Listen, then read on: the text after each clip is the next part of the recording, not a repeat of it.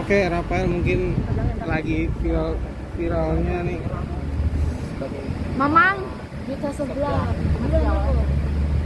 Awalnya dari keisengan waktu aku pulang ke Garut, waktu kemarin Idul Fitri pulang ke Garut. Jadi memang kalau di Garut tuh aku konsepnya gak ada diet-dietan, karena kan memang jarang pulang ke Garut, dan di Garut itu pasti makanannya enak-enak gitu. Jadi gak ada yang namanya diet-dietan. Malam-malam biasanya aku pesan cemilan ke salah satu, ada langganan aku lah. Nah, ada aku chat ke tukangnya, biasanya emang dia delivery gitu, terus di chat ke tukangnya, ternyata nggak dibalas, ternyata tutup. Akhirnya aku bilang ke adek aku, aduh makan apa dong, bikin apa deh yang ada di sini, dan adanya tuh kerupuk putih itu tinggal sedikit, sama ada bakso aci. Waktu itu dibikin lah sama adek aku dua-duanya. Kalau bakso aci aku yang kayak aku udah biasa, ini di Jakarta juga banyak. Ini yang menarik adalah ini si kerupuk dibikin jadi apa pakai sambal-sambal kayak gini. Dan kata adek aku, ini nih seblak tuh yang dulunya tuh sebelum ada yang berkuah-kuah, sekarang seblak tuh kayak gitu. Akhirnya dibikin dan aku coba iseng bikin video, aku lempar ke sosial media dan ternyata rame. Kalau misalnya toko cemilan itu buka, nggak akan ada seblak. Oh, awal mula itu ya, artinya nggak terduga, Ya, langsung viral di mana-mana. betul. Reaksi lu pertama kali artinya banyak yang ikut coba resep lu gimana? Ya speechless sih ya, happy ya, karena kan memang tujuan kita untuk memposting sesuatu di sosial media tuh ya tujuannya untuk menginfluence orang-orang gitu, dan atau mungkin menghibur orang-orang gitu. Dan akhirnya itu pun juga aku bikin videonya nggak yang niat yang iya bawang daun sekian, daun bawang sekian, bawang putih sekian. Ini cuman sambalnya udah jadi, tinggal disiram sama minyak terus aku makan gitu. Dan dari situ akhirnya mau dong resepnya, mau. Itu belum sih, dari yang posting sebelah itu belum. Yang akhirnya meledak lagi tuh gara-gara banyak yang minta resep, aku akhirnya iseng lagi bikin cara tutorial memasak seblak. Happy, senang, dan jadi berkah gitu buat banyak orang. Jadi kayak tukang seblak juga sekarang ada menu baru, seblak ala Rafael Tan, terus katanya dagangannya jadi laku. Bahkan mungkin ada yang tadinya lagi berpikir pengen usaha apa, akhirnya mereka buka seblak. Terus tukang kerupuk juga banyak yang bilang, aduh terima kasih ya, gara-gara ini kerupuk viral jadi laku banget dagangannya. Bahkan sekarang jadi naik harga kerupuk. Dan itu susah dicari katanya, harga naik, susah dicari. Dan memang betul, aku pun juga ngalamin gitu kemarin. Jadi kan semenjak itu jadi banyak teman-teman yang pengen, mau dong gue pengen langsung lo yang masak, bukan gue yang masak, takutnya beda gitu. Akhirnya cari kerupuk kemana-mana dan ternyata memang susah. Dan ada pun juga harganya lumayan ya sekarang. Dari berapa jadi berapa Vel kemarin udah Tadinya dapat? seperempat itu 6.000, sekarang seperempat 10.000. Jadi sekilo tuh 40.000, tadi 24.000. 100% lah. Sebetulnya aku nggak yang terlalu pedas, makanya aku bikin si seblak ini juga cabenya nggak terlalu banyak. Cuman kan di situ juga aku bilang ini resep, ini takaran aku aja, jadi kalian boleh diatur sendiri aja, pengen cabenya banyak gimana, atau mungkin ada yang nggak suka kencur, kencurnya lebih sedikit, ya bebas aja. Basic masak lu dari mana sih Rafael? Artinya ini banget, jago banget nguleknya, nyari bahan-bahannya. Jadi memang satu keluarga aku tuh semuanya tuh dari kakek aku muda pun tuh bisnis makanan, dia punya catering, dia punya rumah makan. Mama aku juga punya rumah makan. Sekarang mama aku sama adik aku juga tiap hari pasti masak gitu. Jadi mamamu kadang-kadang suka kalau ngobrol sama mama sama adik tuh di dapur, ngeliatin cara masaknya kayak gimana. Terus aku juga waktu SMA kuliah juga ngekos dan masak sendiri kebanyakan. Jadi mungkin udah terlatih dari situ, karena memang basicnya semua keluarga aku juga. Kalau bikin seblak ini kali pertama kamu bikin apa sebelumnya ada belum pernah bikin, jujur belum pernah bikin. Jadi kayak kemarin tuh makanya adik aku ngasih coba tuh ya si seblak ini, karena dia tahu bahwa aku belum pernah coba pasti. Ada trial and error nggak sih awal bikin? Nggak ada tuh, karena ini resep tuh gampang banget, semua orang bisa masak dengan mudahnya. Cuman ya malasnya ya di nguleknya gitu. Terus mungkin ya nakar bumbunya kali ya, ada kasinan, ada. Betul. Tapi sekarang udah tahu sih kalau kita buat satu piring udah handal. Udah Sebagai handal. duta seblak harus handal dong ya.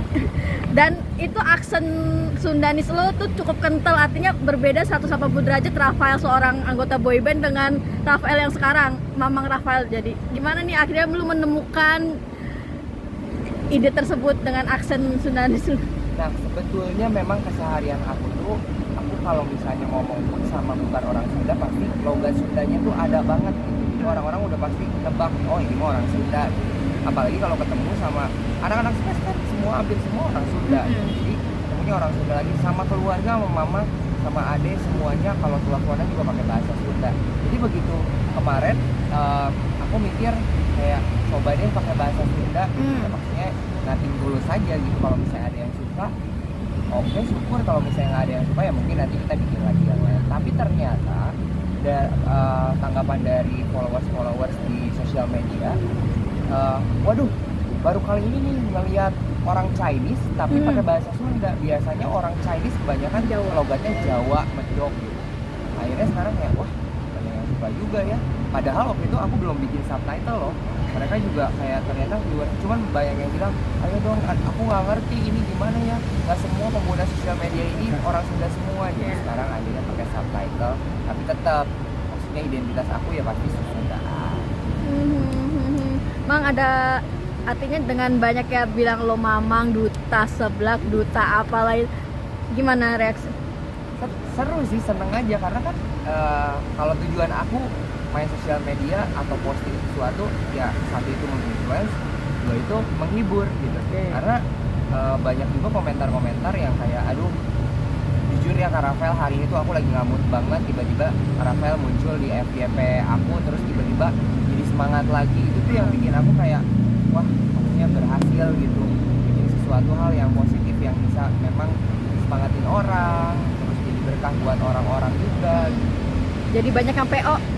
Jadi banyak yang PO gitu. Adek aku juga sekarang jualan di Garut juga sampai bilang aduh capek banget, sampai dia bilang Dede nggak bisa buka sampai jam 10 ya, harus sampai jam 8 aja hari Minggu, Dede pengen istirahat katanya gitu. Ya udah maksudnya ya itu juga ladang buat adek aku juga nggak ngambil sama sekali. Jadi kayak happy seneng banget. Ada kalau dari kamu pribadi Kafe sebelah, waduh bisnis Buka bisnis rumah makan. Kalau untuk kafe seblak aku masih mikir 2 kali karena kan maksudnya seblak itu bukan makanan utama. Jadi aku sih sekarang mikirnya lagi dalam proses untuk bikin seblak instan yang kemasan. Itu yang bisa nanti akhirnya tetangga aku seluruh Indonesia bisa nyobain seblak aku tuh kayak gimana. Kalau sebelah cobeknya kayaknya ongkirnya lumayan ya. Itu kan berat banget gitu. katanya ini bisa menjadi salah satu peluang bisnis baru buat kamu. Iya pastinya, dan memang kan sebelum seblak ini juga aku punya usaha bakso juga pernah. Terus di Garut pun juga buka ayam geprek, itu ada kedainya. Nah sekarang seblaknya juga dijual di kedai geprek itu. Terus ya sekarang mau bikin mencoba seblak kemasan ini yang mudah-mudahan sambutan dari teman-teman, dari tetangga aku juga lumayan lah. Omsetnya sekarang berapa sih Rafael? Artinya kan gabung sama kedai ayam geprek kan, omsetnya sendiri naik Lumayan. berapa persen? Baru aja kemarin gitu. Jadi kan yang mengelola kedai geprek aku tuh di Garut adalah suami dari adik aku. Dia bilang kayak waduh puji Tuhan banget Kak, ini naiknya lumayan banget katanya gara-gara seblaknya viral, akhirnya ayam gepreknya juga ke bawah-bawah. Jadi ya bagus lah gitu.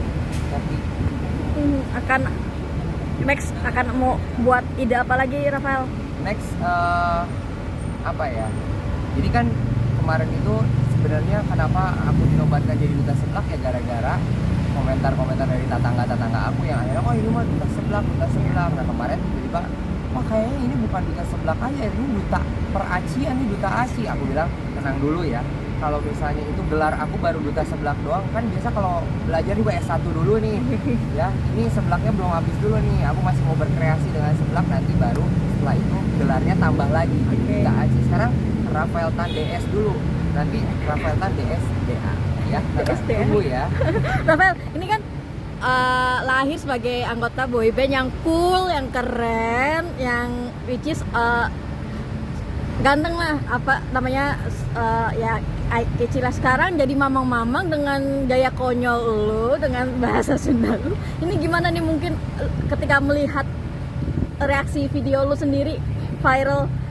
Kadang-kadang Kan ada yang sandingin kan Iya. foto lu yang kadang-kadang aku suka ngakak sendiri sih, kayak maksudnya itu kan memang nggak pakai skrip, nggak pakai apa, langsung nyalain kamera. Pada saat itu juga idenya langsung keluar pada saat nge-take video aja gitu. Kadang-kadang pas lagi udah beres videonya, aku juga mikir kayak gue bisa begini juga ya gitu.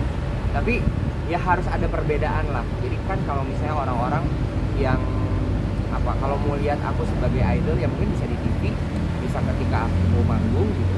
Tapi kalau misalnya mau lihat keseharian aku aslinya seperti apa, aku orang Sunda yang berbahasa Sunda, ngomong pakai bahasa Sunda ya di sosial media gitu. Jadi harus ada perbedaan gitu. Jadi jangan sekarang asli deh komen. Misalnya sekarang aku posting foto gitu ya, kayak foto bareng cowok lebih banyak likes-nya, lebih banyak komennya daripada aku foto pakai baju bagus yang kayak keren-keren gitu. OOTD. Karena mereka udah biasa gitu ngelihat dari dulu, oh iya Rafael boyband keren, apa maksudnya rambutnya biru macam-macam. Ya sekarang orang-orang pengen tahu dong keseharian kita seperti apa. lebih ngebodor ya sekarang. Iya. Tapi kenapa maaf, mungkin lu sendiri punya target gak sih kapan pengen mungkin istirahat dari dunia hiburan, fokus di dunia bisnis atau seperti apa Sempet gitu? kepikiran nggak setelah ini viral? Apa ya, karena aku tuh memang secinta itu sama dunia tarik suara, terutama dunia tarik suara. Terus akhirnya sekarang merambah ke dunia entertain lah gitu. Jadi selama aku masih dikasih kepercayaan untuk bisa tampil sebagai entertainer, ya aku akan pergunakan sebaik mungkin. Tapi kalau misalnya di belakang itu pun juga aku mikir kayak ada plan B-nya, karena kan pasti kan kalau di dunia entertain kan pasti nanti berputar, ada perputaran lagi gitu. Jadi kita harus tahu nih plan B-nya apa ketika nanti kita udah nggak di dunia entertain lagi. Tapi selama aku masih bisa dikasih kepercayaan, masih sehat gitu, masih suara masih oke gitu, jadi aku bakal tetap ada sih di dunia entertain. Karena nggak dipungkiri pun apa ya, label apa boleh bilang, label public figure itu memudahkan untuk aku bisa punya bisnis yang lain gitu. Jadi itu nggak dipungkirin, maksudnya pasti orang-orang juga yang sesama teman-teman artis juga pasti menyadari itu. Jadi selama aku masih bisa exposure di dunia entertain kan pasti nanti ke bawah juga apa bisnis yang Oke. Closing dong, Rafael, ajak para tetangga untuk tetap nonton review-review oh iya, dengan bahasa Indonesia. tetangga-tetangga stay tune terus ya, jangan sampai di skip. Pokoknya aku setiap hari demi tetangga-tetangga nih pasti akan bikin konten-konten yang luar biasa, meskipun liar harus ngedit subtitle, tapi demi tetangga semua aku rela untuk membuat konten-konten garelo. Thank you.